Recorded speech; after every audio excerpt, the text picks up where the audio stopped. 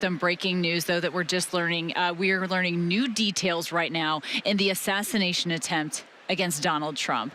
Law enforcement officials are now saying that Secret Service snipers spotted the shooter 20 minutes before he opened fire.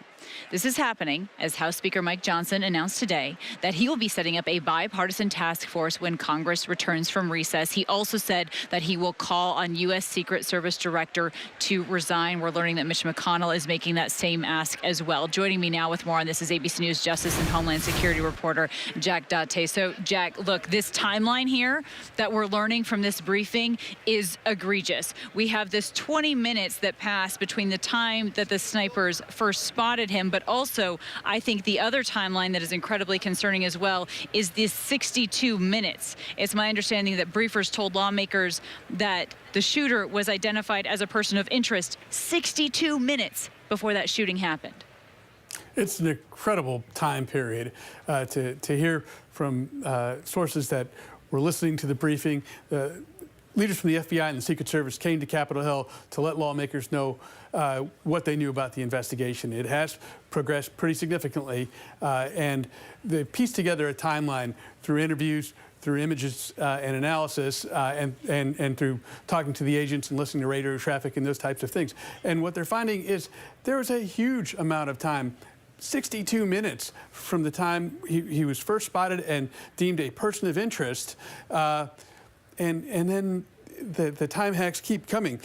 At 6:10, Crooks, the suspect, was first identified as a person of interest. 6:30, he was spotted with a device called a rangefinder, which law enforcement also deemed concerning and suspicious. At 5:52, he's spotted by the Secret Service at the roof. Just 10 minutes later, 6:02, or roughly thereabouts, the former president, Donald Trump, takes the stage, and at 6:12, the first shots are fired.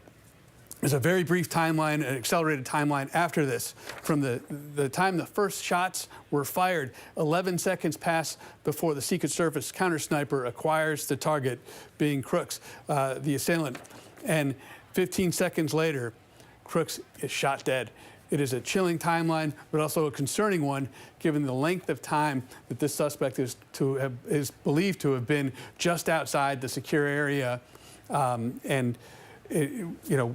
why he went without being confronted by law enforcement for that period of time is going to be a key question as investigators move forward and as the Homeland Security review occurs of this incident. Absolutely. And again, to reiterate the timeline that you just talked about there, we also, again, understand that the shooter was identified 62 minutes, more than an hour before the shooting took place. He was identified as a person of interest. You would think that law enforcement would have their eyes on him, every move that he made, yet he still found his way onto this roof and was able to not only try and assassinate the presidential nominee here for the Republican Party, but let's not forget that a man did lose his life. We lost a father, a firefighter. Other people were injured in this as well. This is absolutely an egregious attack, and we're also starting to learn a little bit more about the ammo that was purchased and when that was purchased and the other whereabouts of this shooter. So we're learning some details about that day and the days prior. However, we still don't have any word on a motive yet. Is that accurate? No word on the motive. The searches of his phone, interviews, and other means, investigative means, are not turning up anything to point to a particular reason, a motive, why he would take this type of action. And so that remains an active part of the investigation.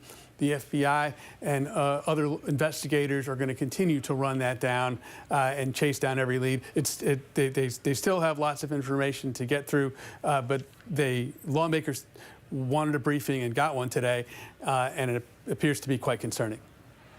Absolutely, Jack. Thank you so much for coming on here with us and all of the hard work that you and your team do so that we have this information. Again, telling our viewers that we have now learned that during a briefing today that 20 minutes passed between the time the U.S. Secret Service snipers first spotted the shooter on the roof and at the time that the shots were fired at the former president who will be addressing the American public for the first time since that assassination attempt on his life. He will be addressing the American public at the RNC here tomorrow night. All right.